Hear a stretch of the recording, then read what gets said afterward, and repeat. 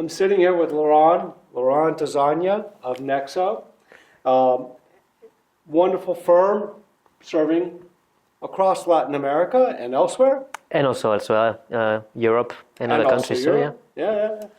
And he's been working in pricing and a few other fields as well. And I have a very high interest in pricing, as you may know. When I look at CEOs and CFOs, they seem to have a problem moving forward with pricing, getting things going. What do you see as the major challenges and how they should address them as moving forward in terms of pricing? You know, if you're a CEO or CFO or a pricing leader at your company. Thank you, Tim, for the question. I mean, what I've experienced myself as a practitioner is that very often CEOs, CFOs tend to think it's actually complicated.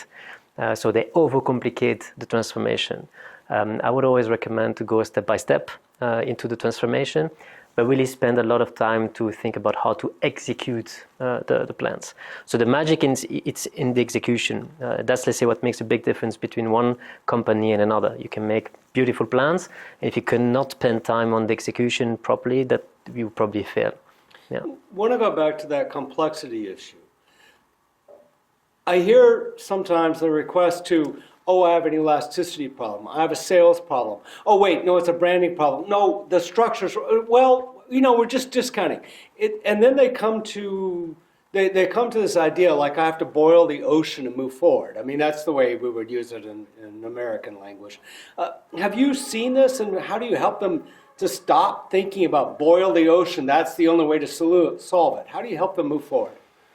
I mean, I would always start with quick wins. So let's look at the first step that you can put in place in a very easy way that can bring you some tangible profits before you start to boil the ocean. So of course, there are many things that you can change in a company that can bring you results, but that would take some time. So quick wins first. Make sure that you get the right mindset across the whole organization. That would probably help you to establish the right, let's say, attitude before you can start going into the boiling the ocean, if you. Yeah. Do you feel like that's a problem they have too? I mean, definitely. I mean, and again, I've been working for 20 years for Philips and in different parts of the group, and I've seen that many times. People try to solve everything at the same time. We recommend to go with a good framework, start understanding what you want to achieve, give also a good timing idea of when you want to achieve what, and then really focus on a few wins every now and then. Let's drill down on that idea of timing. When I think about the large pricing transformation projects, people start talking in terms of multiple years, not just 2, but like 3 or 4. Are you able to pull problems down into a small enough scope that we're talking like months instead of years?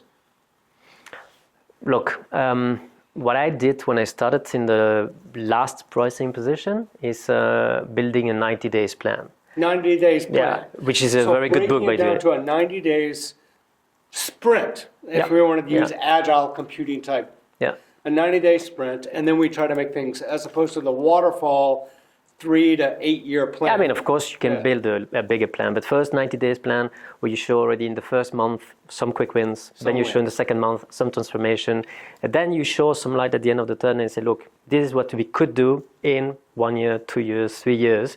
And then every year you adapt your plan according to the results that you're bringing. You will get people on board much better if you do so, that if you start to boil the ocean from start, you will lose too many people on the way. Let's hit that. You mentioned the word transformation, getting people on board. Yeah. When you start to actually change pricing, that impacts your sales team, their compensation, what they're told, what they're allowed to do. That impacts your product managers, what they're allowed to do. It impacts the finance team, what they thought they were in control of, and they realized they never were in control of. I mean, how do you actually get them to say, okay, I'm willing to walk down this path with you? I mean, because they're all like, mine, and now how do you help them understand this? That's a good question. And if I compare to the experience that my partners and we had, very often internally they called us the police, because you tend to be seen as a controller, as a person who will change the law for the salespeople. The approach that we have at Nexo Consulting is really an approach which is people-centered.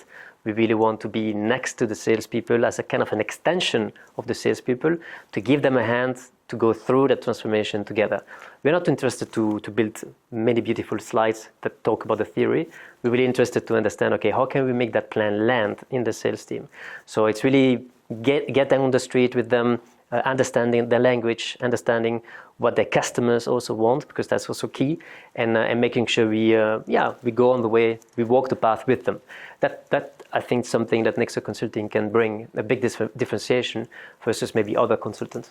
So you mentioned something cool, the idea of walking the walk, the language of the salesperson. We're not talking about can I speak Spanish or Czech or German or French. We're talking about the actual. One of the problems I've noticed that accountants will talk about the same concept, totally different than salespeople. Tell me more about that communication issues and how Nexo is helping the internal communication to drive the team forward here. Yeah, so basically at Nexo, we also have one of our partners who is the owner of a communication agency, specialized in communication. And that's something that we leverage internally, but also externally. So internally, to make sure that from the CEO down to the whole organization, including on supply chain, including on the financial side, but also the salespeople, we make sure that they all have the same communication package, so that the whole transformation plan is understood for everyone in the organization. And then we also have the external communication plans, so that we help the salespeople to have something in hand that they can use to leverage these towards their customers or the partners, so that we make sure that they always have something in hand. If they are not comfortable to talk themselves, they can use the communication, the video, for example, to show their customers. I mean, now you're talking skill sets of both change management, of internal communications, external marketing communications, sales, motivation. How do you bring all of these ideas together? Yeah, and that's also behind the name of Nexo. Nexo is coming from Latin nexus. So basically we create a connection point between different experts in the world from different industries, different areas. So we really want to bring those experts. They're not internal to Nexo Consulting, but we bring them to build this community of experts, because we know that we cannot solve it all. So by the power of connection with others, we can make sure that we have a holistic approach to the solution we bring to our clients.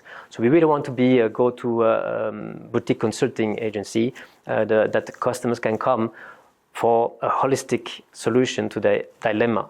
So we have in our pool of experts, people specialize in human resource, in legal affairs, but also in sales excellence. So it's not only about pricing. We also have an expert in rebate management. So we can actually try to bring some elements to the solution depending on the needs of the customers. So that's the power of Nexo. It's really about the network. So the Nexo is a network of expertise, subject matter expertise. Yeah, correct.